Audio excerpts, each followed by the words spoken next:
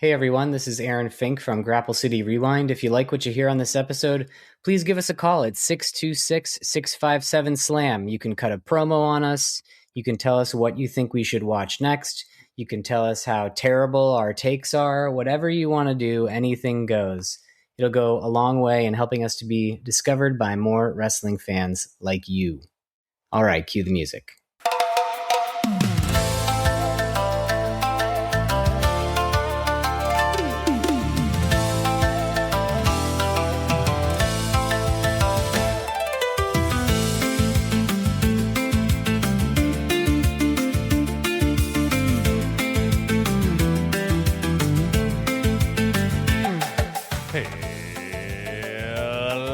Hello and welcome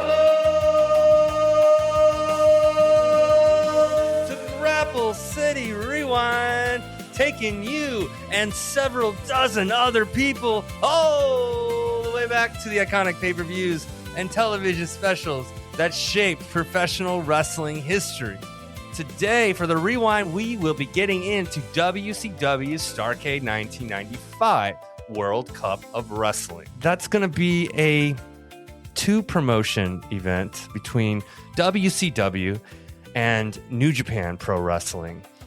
And it's one of the weirder Starrcade structures we've seen. Even though it's only two countries, they'll be competing for this big World Cup of Wrestling, like Stanley Cup looking thing. And there's points depending on which match or which of an American or Japanese guy wins what match. Basically, to break it down without giving too much away, we're looking at one triangle match with rules that no one fully understands, one giant smoky Nashville arena, several very elite mullets, several New Japan wrestlers myself and the audience have likely never heard of, one teeny tiny Japanese flag waving around proudly on the way to the ring, a torture rack that represented the entire United States economy, a mindful buffer introduction that made it feel like it was actually Starrcade there for a second, one snap flare like a Slim Jim sign, and Ric Flair taking his shot at becoming a 12-time world champion. So, prepare for some 1995, some genuine 1995 confusion, some sports-based entertainment confusion. But first, before we get into the Rewind, we like to talk a little current product.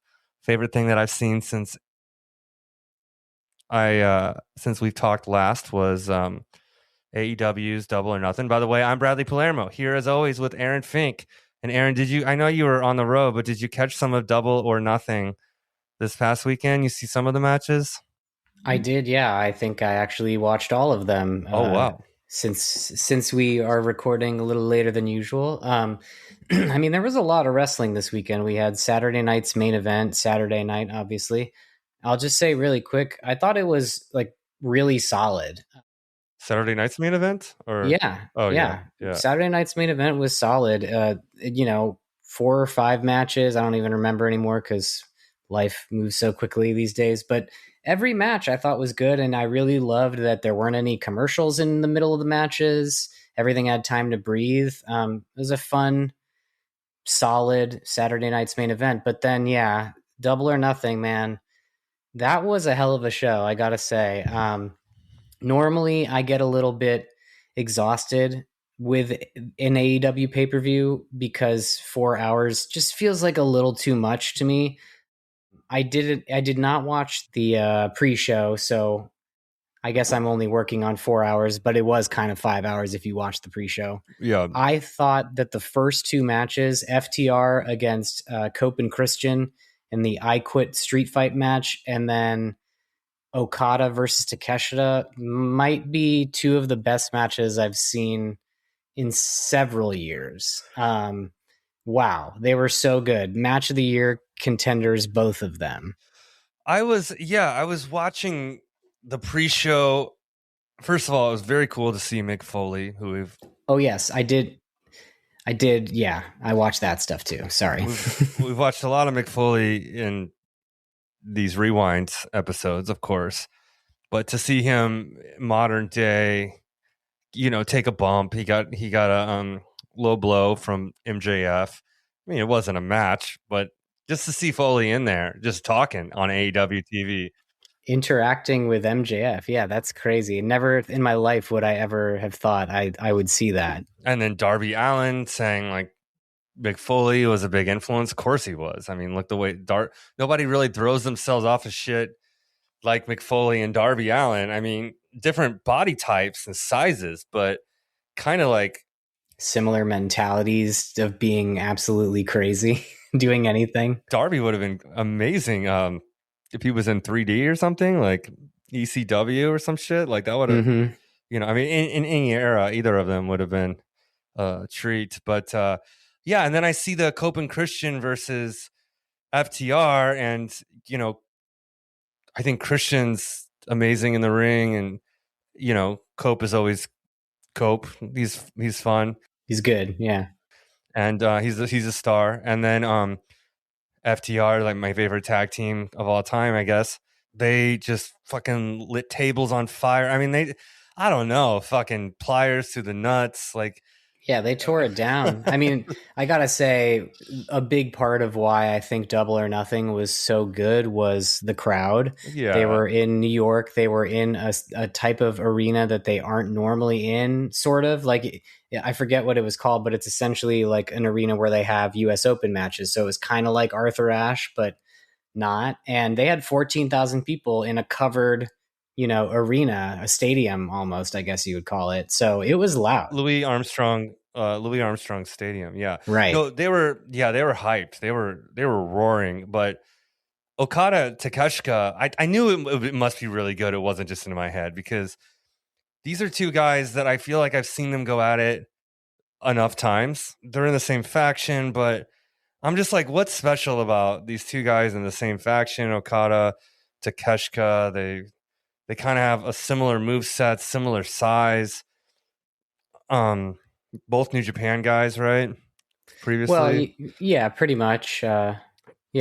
But then, like, I start watching it and I'm just like, bell to bell. I'm like, this shit is incredible. And then I text you, like, because I know you hadn't seen it yet. I'm like, the first two matches are like worth the $30, like, this is crazy. And I don't know, just as someone who like wasn't particularly like looking for, like, to see FTR, of course I'm going to be biased, but to see Takeshita and Okada do such a great match, and I'm like, I went back and watched it again because I was like, am I fucking nuts, or is that like one of the best wrestling matches I've ever seen? And yeah, I watched it again. I was like, no, I'm not nuts. This is fucking amazing. It's just a weird placement as match number 2. And I know we don't have all day to talk about every single match because it was a long card, but I mean, there was plenty of good shit in there, but MJF and Darby certainly, carried it as a main event. Maybe it wasn't the match that Takeshita and Okada had, but it was certainly a lot of fun, and it was good to see MJF get the belt back, because business is best with MJF on top, probably. And Darby had a good run. Yeah. Darby defended that thing fucking 8 times, in like a month. Yeah. Yeah. Which is awesome. Yeah. It was a super solid show. Takeshita versus Okada. I think they have wrestled maybe once or twice in AEW, but if I recall, I think one of them might have been a draw, or maybe both of them were a draw. I don't know that we ever got a definitive clean victory between those two guys. And this had been building for a while. I'm not an every week AEW viewer, but I've watched enough to know that Okada and Takeshita have been butting heads in storyline for almost a year, if not more. For sure. This all came to a head, and yeah, it was, again, the crowd was like so invested in everything. They were, they had the crowd exactly where they wanted them at all times. It was a fantastic match. They did the Continental Classic against each other at World End. Okay, yeah. And maybe that was a draw, or probably was. I'm not too sure. Okay. Well, yeah, incredible match. Should be nominated for match of the year, in my opinion, even though the year is almost half over. Yes. Ospreay and Samoa Joe for the Owen Hart tournament was really good. I thought I like Joe a lot. I know you're not the biggest current day Joe fan, but I thought that match was great, and Joe looked really good, especially paired up with somebody like Ospreay, where you wouldn't necessarily think that the two of them would mesh well together. It was really good. Yeah, I thought it was great. The storyline with Ospreay is that he's flashy, he's good, he's young, but he wasn't ruthless enough, and he was training with John Moxley and his faction, the Death Riders, in order to become more ruthless. And he was doing things that were, I think, didn't he jump Joe before the bell? Things like that. Yeah, he was more aggressive than normal, and you could actually see it and feel it in the match. Yeah. And also, like, I like Joe. I thought he did a good job here. I just didn't really I don't really love Joe as being the champion. Who did Swerve fight? In the pay-per-view, it was Bandito. Bandito, right. Okay. That was another really good match. Yes. That was crazy too. Not to just keep jumping around, but when I think one point Swerve jumped off the ropes and like landed on Bandito's shoulders and like twisted his neck with his feet, like he landed like vertically on top of him. He popped up and was standing on Bandito's shoulders perfectly upright, and then hit him with a house call. His kick. Yeah, that was pretty nuts. Bandito is super strong, how he can press large men with one hand and stuff. It was a great card. When I watch AEW pay-per-views, sometimes I'm just like, this is the only company that fucking matters. Like, this shit is unbelievable. And it's, and there's not a bunch of little kids, and they're saying, curse words, which seems more realistic to fighting. And it almost makes me, because I'm not tribalist at all. Like, I literally record all of them. But it almost makes me for a minute be like real like pro AEW, fuck everyone else. And then I'm like, no, I like wrestlers. They bounce around. A good match is a good match in any company. There's things I don't like about WWE, but like when I watch their pay-per-views, there's going to be things that I'm like, holy shit, nothing else matters. This is the best thing. And that happens. But I guess that's what you should feel like when you're watching a really good band. You should be like, this is the best band in the world. And then tomorrow night, someone else can be the best band in the world, Yeah. And I often do. I mean, I don't think anybody would dispute the fact that AEW pay-per-views are better than most WWE pay-per-views, if not all of them. And, I think the thing for me is it's hard. They don't keep my attention as much week to week. And I think that's just because there's a lot less talking and a lot more wrestling on their shows, that they prioritize the in-ring, performances. And I oftentimes the matches on Dynamite has better wrestling on television than WWE does. I don't think that's a fact. I would say, right. But to me, to get me to watch on a weekly basis, I want to know I want to be like, what's going to happen here? And that's the one thing that I'm sometimes missing with Dynamite, even though I know they do that. I'm not saying they don't do it at all. I just think like I'm very much used to weekly television where every feud has something to kind of pull me back next week. Yeah, it doesn't seem like there's like a big table of writers making sure that everything makes sense. It seems like no, there aren't. Yeah, it's kind of like loosely like you guys go out there like you're mad because he said something about her mom, and now you're gonna go settle it. Yeah, it's still great. Yeah, but just different. I didn't love the Stadium Stampede match. That was kind of the one where I was like, meh. I skipped it because that shit sucks every year, and even when I was there, I was like, this shit sucks. It was fun this year. It was better, but it still was like, meh, the other, let's see. Yeah. Athena versus Mina Shirakawa was actually quite good. Athena is very good. Mina, I've not seen enough to make an opinion one way or another, but I thought they had really good chemistry and great short little 10-minute match there. I like Mina because of her work with Tony and stuff, but Tony Storm. As a personality, but do you know Athena is has been the Ring of Honor Women's Champion as long as like one of Bruno Sammartino's crazy long reigns, like 1,200 something days. That's crazy. She's the forever champion. Doesn't she call herself that, Yeah. right? Yeah. Yeah, that's cool. I mean, I wonder who's going to beat her. That'll be a hell of a thing. in NXT, she was Ember Moon, right? Yeah. Yeah. Yeah, she was great. She is great. Yeah. You don't hear much about Ring of Honor, though. I used to have the Honor Club, and now then I was like, kind of like, oh, the episodes aren't really even all done in one night, or have it's just matches from, it's like dark matches basically for before Dynamite, and then they compile a bunch of them, or they'll do like 2 here and 2 on Collision, and then you're like this isn't really a show. This is just kind of your excuse to have extra belts a little bit, but they hardly do pay-per-views, Ring of Honor, anymore. Yeah, they have like 4, I think, a year or something. It was when he first bought it, he was kind of doing some fun stuff with it. I mean, I think the best thing that he's done with it since he bought it was the trio of matches between FTR and the Briscoes, probably. Oh, that was really good. Those were all insane. Yeah, those were amazing. Double dog collar match. I never thought I'd like a match like that, but that shit was really good. Dude, I'd love to go back and watch some of those. Yeah, that might be worth getting Honor Club again for. Now it's time for the rewind.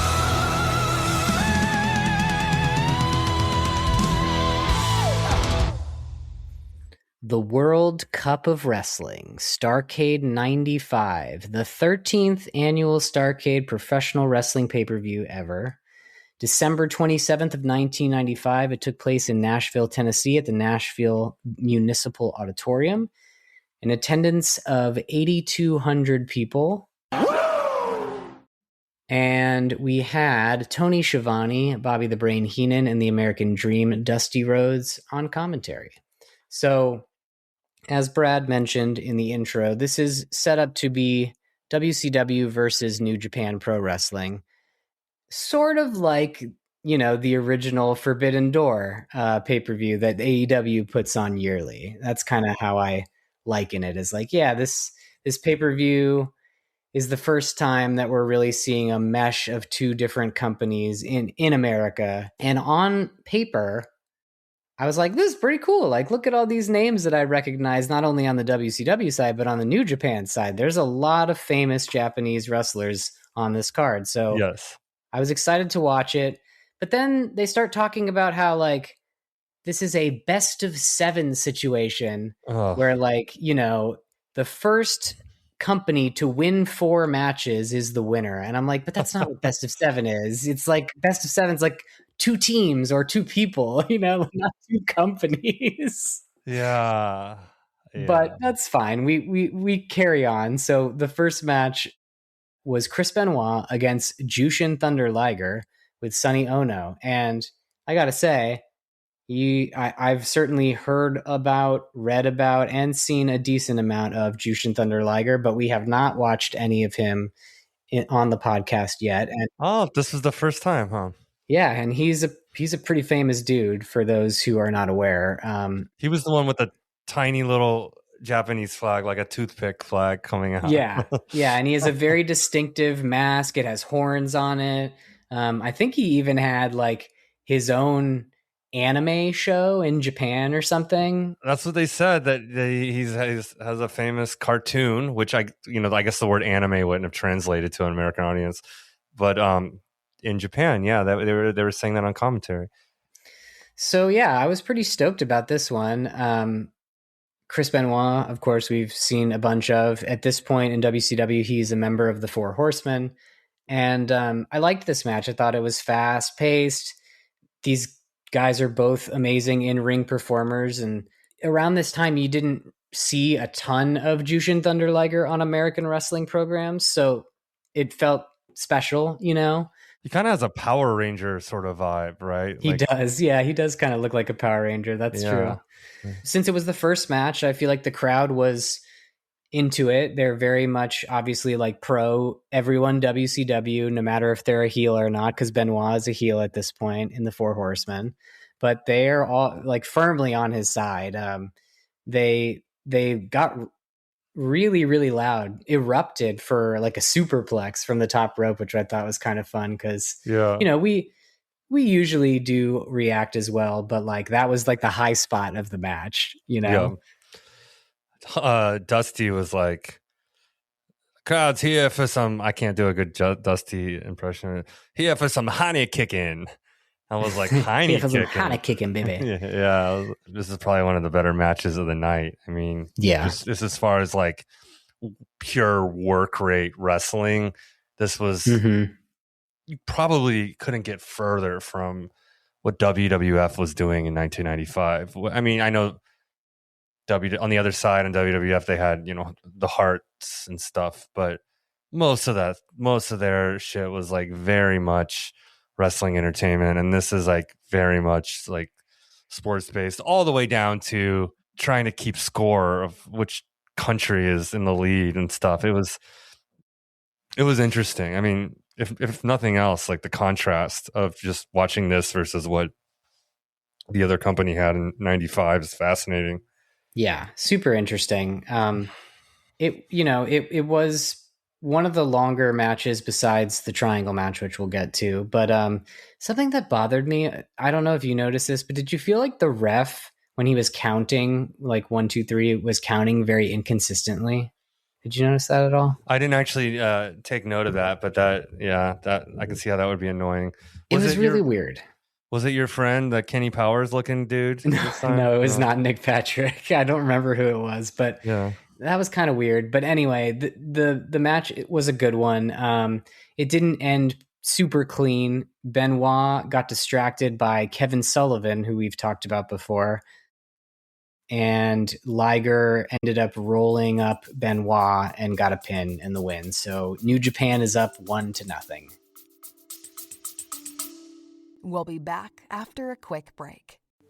And this episode has been brought to you by Weber for Law, your tag team partner when life body slams you out of nowhere. If you've been injured in an accident, motorcycle, car, dog bite, slip and fall, or even if you've been hit in the head with a flying steel chair, these are the guys to call. They've got knockout reviews on Google, a killer track record, and they always fight for the win. I can testify to that personally. Weber for Law took care of me, and they will take care of you too. Don't wait. Visit weberforlaw.com. That's WEBER, the number 4, law.com. Or call 818-502-9200. That's 818-502-9200. Weber for Law, your tag team partner when life body slams you out of nowhere.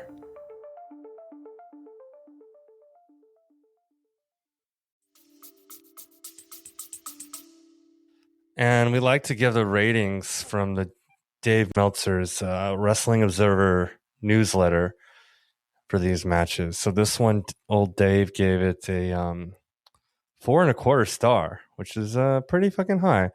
And I guess even back then, Dave was probably really into work rate and Japanese style. Yeah, I think he liked Japanese style a lot. Yeah. So I don't know that we'll talk about all of them, but in between every one of these matches, the commentary team would kick it back to Mean Gene Okerlund, who was in the back with a wrestler. This one, it was Eddie Guerrero. Eddie spelled with a Y instead of an IE in WCW, I guess. Yeah, I didn't know that. And and what I noticed about this was Eddie's character is just so different from how I remember him in WWE. He was very reserved, very normal acting, a lot less over the top than what I'm used to, or what I would imagine most people are used to when they think of Eddie Guerrero. Yeah, he's not really like that whole like lie, cheat, steal. Yeah. Olale. Yeah. Yeah. He's more earnest here. Yeah. Yeah. I'm just gonna, he was like basically like I'm just gonna go out and do my best, kind of. It's pretty much what it was. It's amazing how he's rippled through. Like, obviously he's a big deal with big matches, but I think his untimely passing, it's like the amount of times you see a wrestler pay homage to Eddie Guerrero with the three amigos and, you know, crossing their hearts, looking up to him and shit. Like, I know Andrade did that. The frog splash. Yeah, the frog slash. I mean, whether it's like Dom or Liv Morgan or Andrade and AEW and a shit ton of other people, the legacy lives on. It does. Almost every week you see some reference to Eddie today still. So yeah, he was very, very influential, and it was a shock, I think, to a lot of people because he had gotten clean. You know, he was struggling with substance abuse like a lot of the other wrestlers of the time, and he was able to kick it. And I always think about that promo. I think it was with him and Lesnar. I think I might have sent it to you, where, you know, Lesnar calls him an addict, and Eddie's like, oh, like you could see in his eyes, like, oh, we're going there. And he gets like super serious and like fucking bears his heart and soul out. wow. And it's really good. I guess maybe I didn't send it to you, but I will, because it's probably Eddie's best promo, and it's right before he won the belt, the WWE Championship, for the first time. Yeah, that's cool. No, I definitely like to see that. All right, so let me hop to the second match. It was Koji Kanemoto, who was the IWGP Junior Heavyweight Champion at the time, versus Alex Wright. Another solid match, but I'm gonna be honest, I don't really give a shit about Alex Wright at all. And the crowd doesn't really seem to care all that much about him either. I agree. The crowd seemed quiet. There were a few moments. This is the one where Nick Patrick starts to come in as the ref.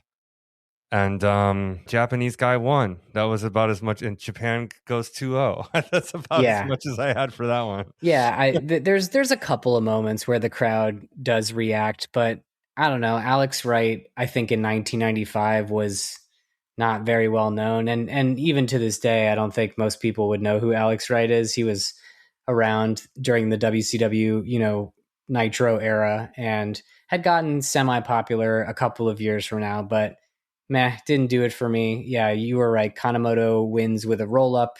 I literally wrote meh. Japan's up 2-0. Bobby Heenan's kind of rooting for Japan on this thing, and he says that he is. He says during the second match, he says to Dusty, he's like, "Well, Japan owns half of America. They should just go ahead and buy Texas." And Rhodes says, "Don't even start with me." And he seemed genuinely angry. He seem kind of pissed? Yeah. He did. Yeah. Yeah, that there was this recurring thing. It was more in the beginning of the pay-per-view where the brain is clearly just rooting for Japan, and they're like, why are you rooting for Japan? Well, they own half the country already. Yeah, right. Like, wow, Jesus, okay. I think he said something about them being like, they're incredible businessmen. Right. He was something else. I mean, dude, it's so kind of like low-hanging fruit to be in the South and be like, the heels are from Japan, the Americans are from here. Like, every match, like, it's kind of really just taking that and like kind of hitting you over the head with it. But it worked. I mean, these people definitely wanted to see USA win. I was thinking, I'm like 1 or 2 matches in, and I'm already like, well, you think WCW is going to put itself over? It's WCW versus New Japan. It's like, do you think it's not going to go to match 7? Right. I'm like, there's already like a lot of obvious like outcomes happening right now. Yeah. Yeah. It's like, when you think about it, you advertised matches on a card. You're not going to not have the matches. No. Like, you can't do that because then people will be pissed. So it's kind of like the 3 stages of hell always goes to the 3 stage. Yeah. Yes, absolutely. Sometimes you really have to suspend your disbelief. Right. So what did Dave give Kanemoto versus Alex Wright? 3.75 stars. Not so bad. Not so bad, but okay. Didn't do it for me, but that's fine. Yeah. Match number 3 was Masahiro Chono versus Lex Luger. So Masahiro Chono is another one. Very revered. This is our first time seeing Chono on the podcast. And sadly, we don't really get to see all that much of why he is so revered, because it's a 6-minute match against Lex Luger, who at this point kind of is the drizzling shits. Chono stands out because he is huge compared to your stereotypical expectation of what a Japanese wrestler would look like. Absolutely. You know, Lex wakes up the crowd, at least. I mean, he does. Lex is there. You know, he looks kind of like Jade or something. He just looks great, but doesn't always do a lot of great stuff in the ring. But what's funny is he did. Like, this is what I'm realizing. We've watched so much that we can kind of see the progression of him, like WCW, late 80s, early 90s, like really good. And then goes to WWF, pretty good as a bad guy, but then he doesn't want to be a babyface. And then he gets shit on with the Lex Express, and then he leaves because he didn't get his push and his title win. And then he goes to WCW and they make him a babyface again. And he's like, yeah, half-heartedly smiling, you know. It's interesting. I saw more like documentary shit about him recently because I watched the Four Horsemen A&E documentary, and he's still just kind of on there like, yeah, I never cared about wrestling, never saw wrestling.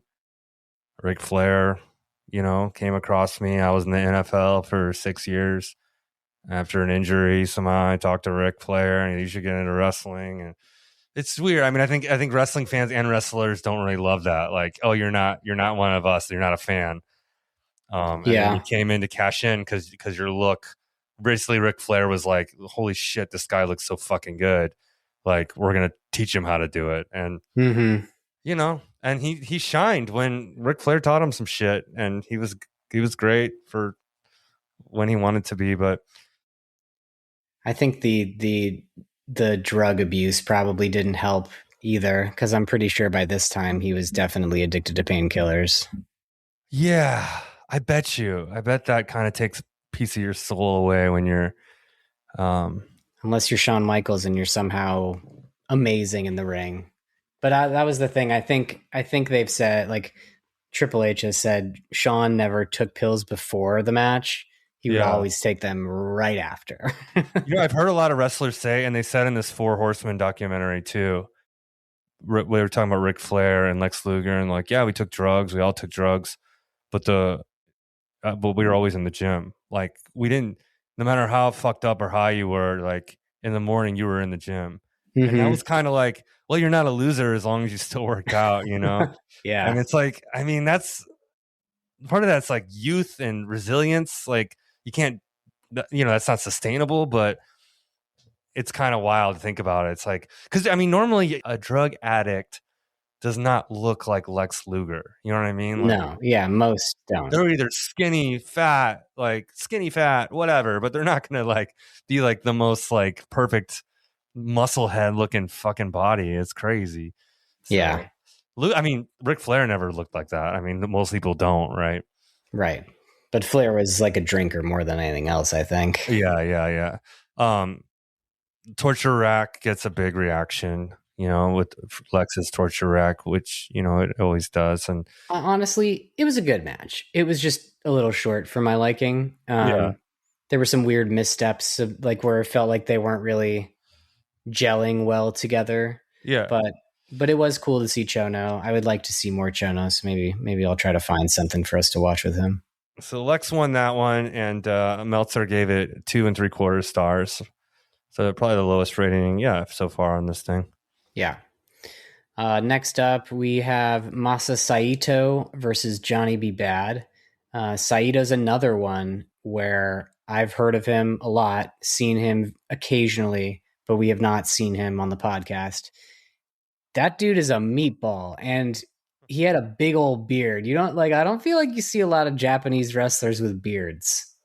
Yeah, you're right. This made me realize at this point in the pay-per-view, like, man, we haven't watched any Japanese pay-per-views. Like, we should try to watch some dope Japanese matches, because there's a lot of them. I don't think I've seen anything other than Collision in Korea for like old days stuff. Yeah. I haven't seen a full pay-per-view, but I've seen some matches. Yeah. And the ones that I have are all really good. So yeah, I wanna find some like 80s all Japan matches for us to watch, because that's where I think we'll enjoy it a lot. It's very reminiscent of a lot of AEW style matches. So This guy we're talking about right now, he looks. I mean, he's pretty scary, like a Jacob Fatu almost. yeah, he was Like, big. big dude, yeah. Saito was very big. So anyway, he's wrestling Johnny B. Bad, which is Mark Marrow pretending to be Little Richard. This was not very good. I didn't think anyway. It was another really short match, and I didn't really understand how the finish went down. Johnny B. Bad was like pulled over the top rope by Sonny Ono. And I guess that was why Saito got disqualified. Like, it was really unclear. They rang the bell, and I was like, "Wait, did Johnny B. Bad just get disqualified?" But then the announcer comes on. He's like, "Winner by disqualification, Johnny B. Bad." I'm like, I don't understand why. Okay, we're doing this shit again, where I get confused about finishes. Right, but now it's 2-2. WCW and New Japan are tied.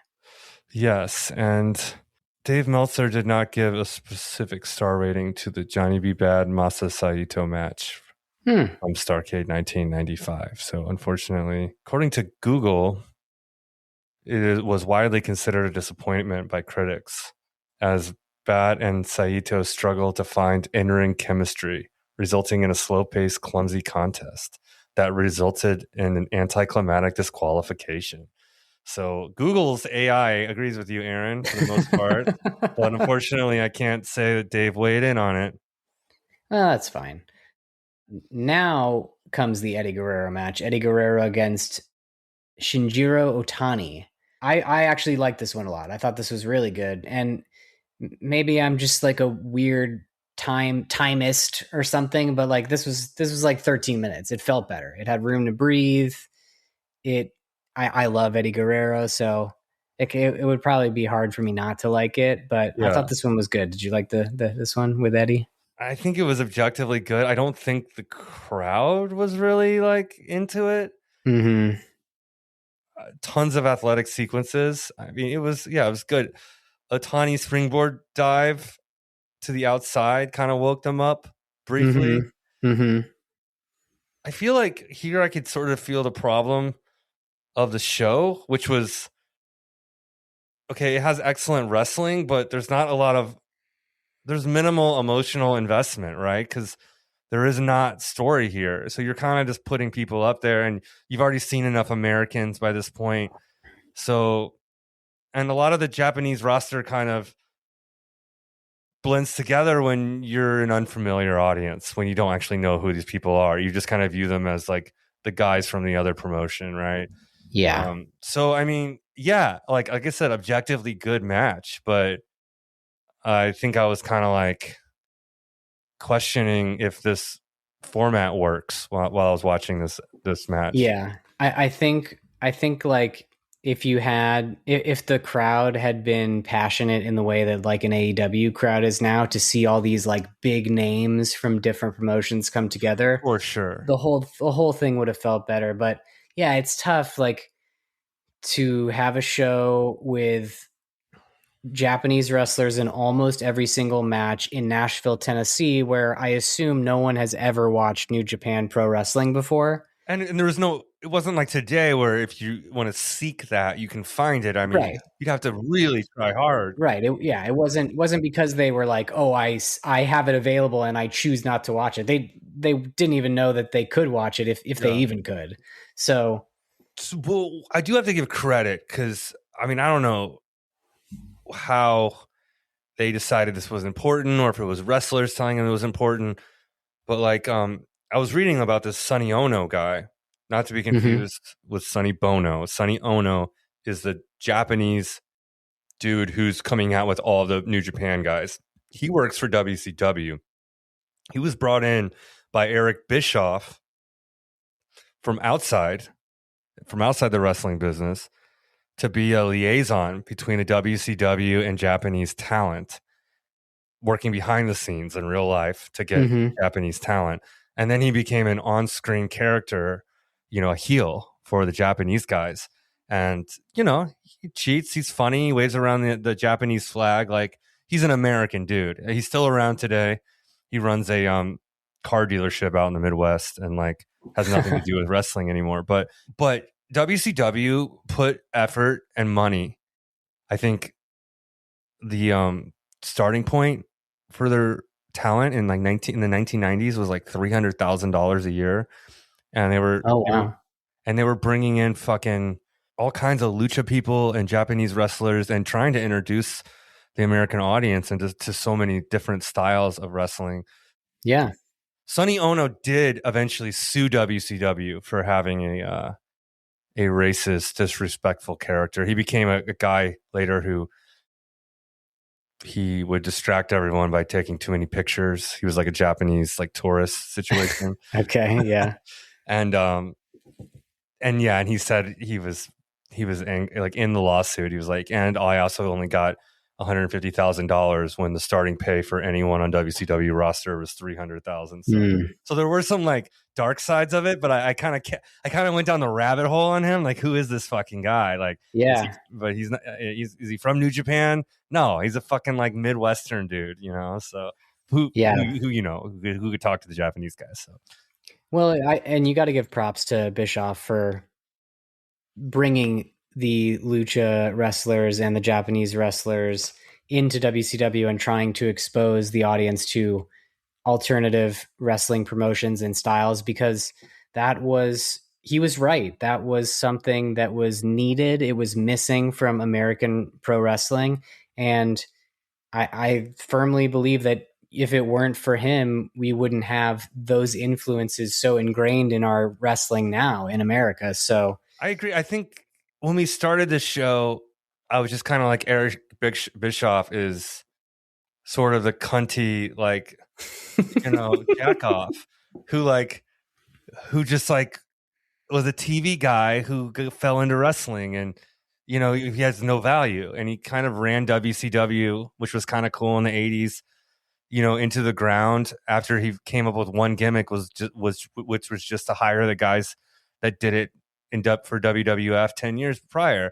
So it's kind of like, like, not a Bischoff fan, but I'm finding reasons to respect people that I otherwise wouldn't have through this show. And I mean, Bischoff has that going for him. And maybe I do like things about Bischoff, and maybe it's not one person's fault that WCW didn't last very much longer than this, but I don't think it was. I mean, that Who Killed WCW show definitely by the end didn't give you an answer, but intentionally so, because you could make the argument that it was, I mean, the downfall of a company is usually never one thing, right? It's always just a cascade of things, a snowball effect. There's the one thing that is where the cracks start to form, and then it just keeps happening and keeps happening.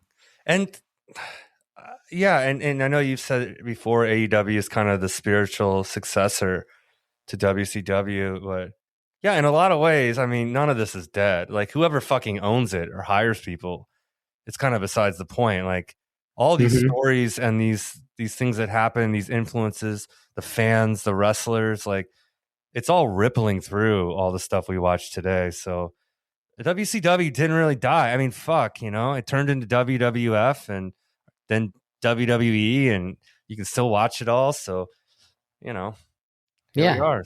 Still can watch wrestling on TBS and TNT. Yep, gotta love it.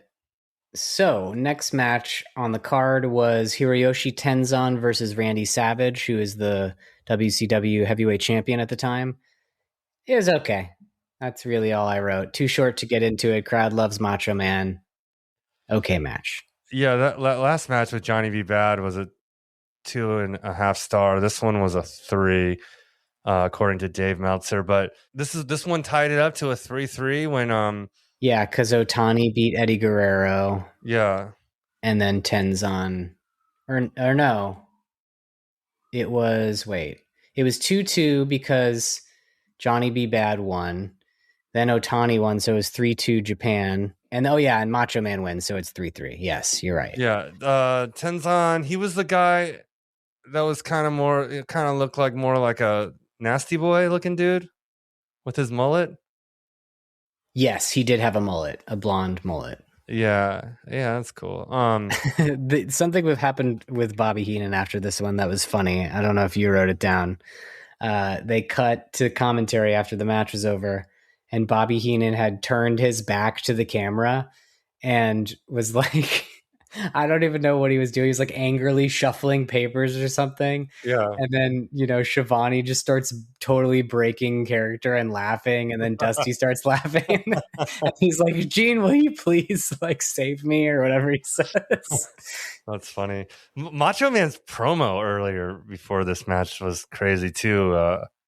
He's just like unhinged and he keeps saying to infinity and beyond. Like, I'm like, man, you guys don't know what you're fucking talking about anymore. Like, I looked it up. Macho's like 43 or 44 at this point. yeah, because he was in WWF like a year before this, and Vince wasn't putting him in anything. He wanted him on commentary because he was too old, right? Mm-hmm. And this is before he got on the roids real heavily because he's kind of normal Macho Man body. Yeah. By the time NWO is in full effect, like he's just huge. A year later or whatever, he is massive. Yeah. Yeah. So yeah. it's kind of it's not the most exciting Macho Man. It's kind of like washed up Macho Man, even though he would have a little resurgence in NWO. It's not really his era. After this funny moment with the commentary team, we went back to Mean Gene, who is with the Nature Boy, Ric Flair.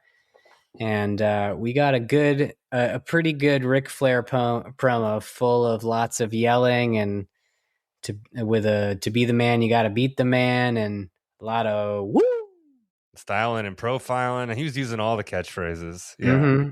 Yeah, he was on one. There was no grounded 1988 Ric Flair happening here anymore. Nope. And the storyline of this pay-per-view with Rick is that he's going to be in this triangle match against Sting and Lex Luger, and both of them have matches in the tournament against New Japan. So he's going to be fresh. They're all going to be tired, and he's going to win. That's what he's predicting.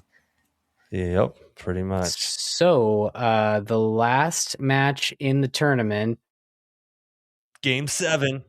Yeah, it was Sting versus Kensuke Sasaki.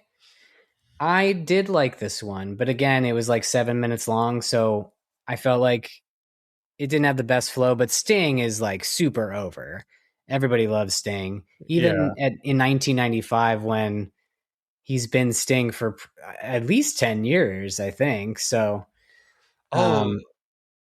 Sasaki, is that how you say his name? Mm-hmm. He's the one that I thought looked like a Nasty Boy. Because he had like kind of like design shaved in the side of his head, like a character out of Double Dragon or some shit. Yeah. I don't know. This is around the point where I was like, something feels a little lifeless about the pay-per-view. That was how that was like when I was like, man, I'm glad this is the last match in this best of 7, because as excited as I was about this on paper, there was just something missing when I was watching it. The word that kept coming to my mind when I was watching this, I was like, it's so dry. It's so dry. Mm-hmm. And it's the crowd. Yeah. Yeah, it could have been the fact that we were watching it in like 360p, like on Daily Motion, so the sound was terrible, and like you couldn't really tell if the crowd was invested. But I don't know, it just felt off. There was like kind of like the hot white lights, but it looked like there was either smoke or fog machines. I don't know, but like it was a distorted view, and WCW didn't have the greatest quality to start with, if I remember back then, as far as like the best cameras. Like WWF looked flashy even back then compared to this. Yeah. And then we're watching it, like you said, like kind of dithered through like a shitty like bootleg website. So I was like, yeah, I don't know, man. This is dry. This is not like, I'm not really popping for this stuff. But Sting getting caught in his own hold, whatever that Scorpion Deathlock. Yeah, I wrote that down too. That was kind of cool. They really milked that spot. Him getting out of it. The crowd got super on his side for that. Yeah, that got a big reaction for sure. And that leads Sting into his comeback. He puts Sasaki in the Scorpion Deathlock, and then he gives up. And who would have guessed the WCW won the World Cup of Wrestling? They did, in fact, put themselves over. They won 4-3 because that makes sense in wrestling. Sure. They got the cup. They had a bunch of wrestlers come out, and on we go to the more interesting match of most, I would say. Triangle match, which is Ric Flair versus Lex Luger versus Sting. Yeah, and they gave us a little video recap, which I thought was nice. Yes. But I didn't understand the rules. Yeah, the concept is basically two guys are in the ring at a time, even though it's a 3-person match. The third man stands on the outside and needs to be tagged in. So he can tag himself in or someone can tag him. But it's really in his interest, unless he's really about to lose, to be in there, because you can only win the match if you're the one that scores the pinfall. So being outside of the match is kind of not to your advantage unless you can. So you kind of want to slap the guy when he's in your corner, get your ass in there and beat up the most damaged person and score a pin. It's like a triple threat, but like a little more convoluted than that. Yeah, weird psychology, because you could make arguments for both sides of like, why would you ever tag someone in? Like, if you were in the match already, why would you ever tag out?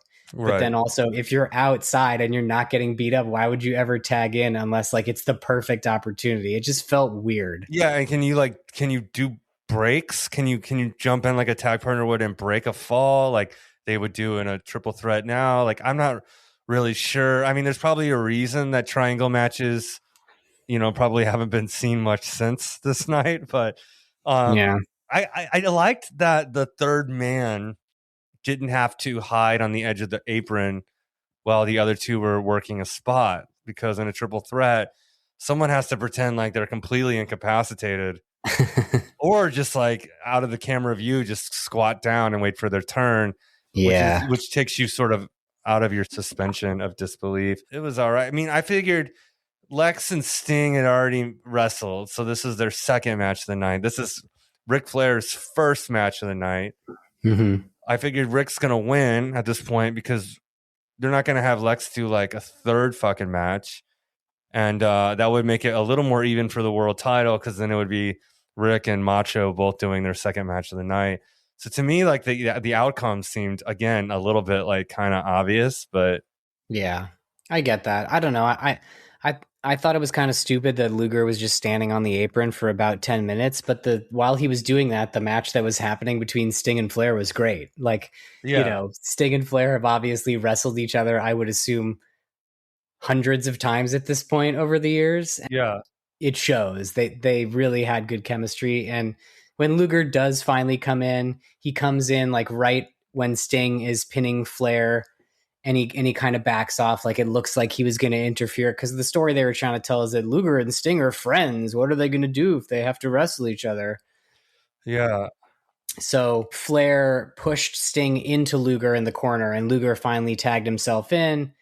He wailed on Flair for a bit, but then Flair went for the leg. We get a figure 4 spot on Luger. They do the, Flair's holding the ropes while the ref isn't looking. Eventually Luger reverses it, just like, it was all classic Ric Flair stuff. He does all the classic stuff, yeah. Yeah, and, now, and then eventually Flair tags Sting, and now the two friends have to wrestle. And this is when I wrote, like, people don't really like Luger. I'm not sure if he's supposed to be a babyface or not, but the crowd doesn't seem to care about him very much at all. Yeah, he doesn't have that. This was by far the longest match of the night. It was almost 30 minutes long. The end of the match was the ref was down. Luger had Sting in the torture rack, but Flair did a knee chop. He rolled Luger out, and then he threw Sting out. And then he woke the ref up, and the ref counted them both out, and Flair won. Countouts never satisfying, but a double count out where someone still wins is interesting. Different. Different. I thought it was fun when Bobby Heenan was saying, look at Sting. He's down on the ground. He's not doing anything. You think he's playing possum? And Dusty was like, what do you mean playing possum? There's no such thing as playing possum. There is no playing possum. And he was like, wait, you don't know what playing possum is? Like there is such thing, you know? Like Dusty seemed really agitated with Heenan on this one, like genuinely, you know, like Yeah. like are you saying right now that this wrestler's faking his injury like on this fucking show, you asshole? You know? It's like Heenan just loves to say shit that you shouldn't say. Like I think the most famous one is when Hogan drops the leg at Bash on the Beach 96 and Heenan immediately says, "Is he the third man?" You know? You're like, bro, shut the fuck up. You're ruining it. Yeah, Heenan was great. So yes, Ric Flair wins, and that means that he gets to face Macho Man Randy Savage tonight for the WCW World Heavyweight Championship, and it's the next match. This match was a 2 3/4 stars for those of y'all that are keeping track. Oh, the triangle match? Yes. Okay, wow.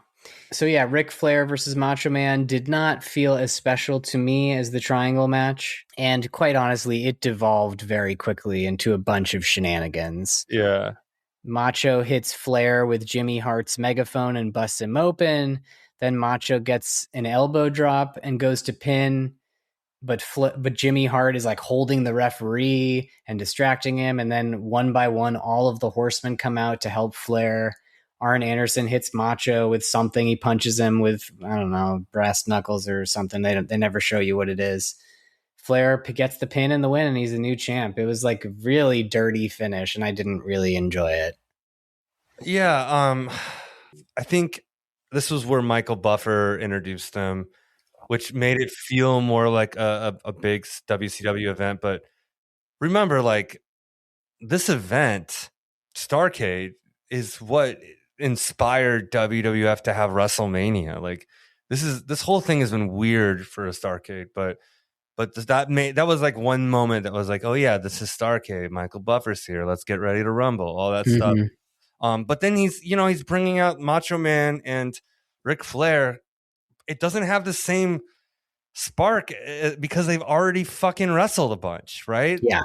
And like, so that kind of dilutes the main event. I agree with you. The overbooked horseman style finish. I mean, that's kind of what happens with the horsemen, I guess. It's kind of like the Bloodline. Bloodline did it later. Yeah. Judgment Day. Yeah. Or Death Riders. It's the same, it's the typical heel stable thing. But I think for me, it was just because it was the match was so short. Like it wasn't even 10 minutes long. So like you had 5-ish minutes of real wrestling, and then it just went cuckoo bananas. That one got a 3.5 star with Dave Meltzer. See, I don't agree with that, but I guess Flair winning for a 12th time at the time was a huge deal. Yeah, and I don't know how that counts into his 16 world championships. I think, did he win anything in WWF in his brief time there in 1992? I think so. Yeah. I think he might have won the belt once, but I don't remember. He might not have only been at 12 if you count like everything, but it was, I don't know how many times we've seen Flair win a championship on Grapple City Rewind, but that was one of the small highlights of this show is that, oh wow, Ric Flair won one of his, 19 champion, 8, 17, 16 champions, depending on who you talk to about how many he won. He did win it once. Yeah, he won it at the 92 Rumble. That was the one where he goes bell to bell and it was vacant, so that's why he won. Okay, so by WWE standards, this might have been his like 12th world title win, which is when we look back. So yeah, I'm glad we saw I'm glad we saw that, but I agree with you. The match was not amazing. Not amazing. Yeah. So yeah, that's all she wrote. That's the pay-per-view. Fast forward play or rewind. Here at Grapple City Rewind, we like to play a little game called Fast Forward Play or Rewind, which is really just our rating system more than it is a little game. Fast forward being, you don't need to watch it. Play being, it's pretty good. Watch it if you're so inclined. And rewind being, it's required material. It's awesome. Why haven't you watched this yet? We might watch it again someday. Keeping with tradition, Aaron, this was your pay-per-view. You called this one. We watched this because you said so. So Sorry. no. So you give your rating on it first. Fast forward, play, or rewind. All right. I want to give it a play, but the more I think about it, I'm like, there's really nothing that's like spectacular. This was more exciting on paper than it was in actuality. So I'm going to give this one a reluctant fast forward. Yes, I am going to go ahead and agree with you on that. I think, like I always say, when we say fast forward about something, it's always fun to watch wrestling. It's always fun to talk about wrestling. It's always cool to learn more about wrestling, which I did through watching this. But all in all, it was a little bit boring at times. It just didn't have the most exciting stuff happening. And on the WCW level, it didn't even really, like, put all the fact that I didn't know who some of the New Japan guys were aside. Like, when it came down to like their world championships and their triangle match and stuff, like, things weren't like connecting for me like they did in the later 80s, very early 90s WCW. So I'll say fast forward on that one. Now let's hear from the Grapple Gang! And we always love to hear from you out there, the Grapple Gang. You can contact us via telephone and leave a voicemail on our Google Voice line by calling 626-657-SLAM. Pick up the phone. Pick up the phone. That's 626-657-SLAM. We will not pick up the phone. You will just be able to leave a message at the beep, and we'll play it on here. Let us know what you think we should listen to next. Let us know your thoughts on our takes, what you agree or disagree on, or just cut a promo on Aaron, or cut a promo on me. Do whatever you want. Love Cut to a hear from promo you. on his dog. Yeah, Scout's always here, although he doesn't say a whole lot. So also you can always, of course, find us grapplecity.pod@gmail.com and across social media at Grapple City Pod. All that information and links and such to contact us is going to be in the episode description. We're never too hard to find. This week we heard again from our friend Nick in New Haven, Michigan. He's written in several times before, contacted us through our Facebook page, which, Aaron, I don't even know if you knew we had a Facebook page, but I did not, but that's great. we do, and we can get messages there. Nick reached out, and he suggested before that we watched, at the very beginning, a certain Royal Rumble, which I think we did cover. But this time, he wants us to watch another Royal Rumble, which is 1989. He asked if I'd seen it. I'm like, I'm sure I have, but I haven't, like, when I watch it from the show, I watch it way more in depth. And he's like, well, he's interested to think if we like it more than the original Royal Rumble of 88. He says, for fans of the golden era, it's debatable. And a lot of people put it 89 over 88. And I was like, well, we'll have to watch them because I can't really speak directly. It's not in the forefront of my mind. Yeah. I don't know if I've ever seen this one, actually. So I'd be down to watch it. The rest of this month of June, we're going to be back every week doing short bonus episodes where we kind of just watch whatever the fuck we want. Probably like really good matches that happened sort of around the summertime. We won't go necessarily as far back into the past if we don't want to. Bonus season for us is just fucking have fun and just watch good wrestling without necessarily holding on to the theme. But we will write these down and make sure we get to them eventually. My friend Josh also got in touch. He's out here in Los Angeles, and he said we should watch In Your House 9. He said it's a special time in WWF F history because it's like I think there's a couple Stone Cold matches that sort of International Incident in Your House 9. and it's like International right Incident. before you can watch Stone Cold like right before he blows up. He said, Yeah, July of 96. Yeah. You have a Stone Cold versus Mark Marrow and a Stone Cold versus Triple H. And he said the crowd is like nuclear because I guess the Canadian crowds don't get as much, as many events. I mean, it's always kind of a better crowd when it's somewhere that's not oversaturated, right? But but I really respect Josh's opinion. He's been involved in the wrestling business and such for some time. We should write that one down. The In Your House 9. I'd like to see it, and for Nick, I would like to see those early rumbles, and I'm sure we will get into that. So that's all the time we've got for today. Like I said, we'll be back every week in June, dropping shorter but fun bonus episodes. And I'm not sure exactly which all we're going to cover, but we'll let that be a surprise. I think we're coming up on 50 episodes soon. Nice. So thank you if you've been following us along for all 50, or if this is the first one you've heard. Cheers. Y'all have a great start to your summer, and we'll be back as soon as we can. We'll catch you in the cheap seats. Adios.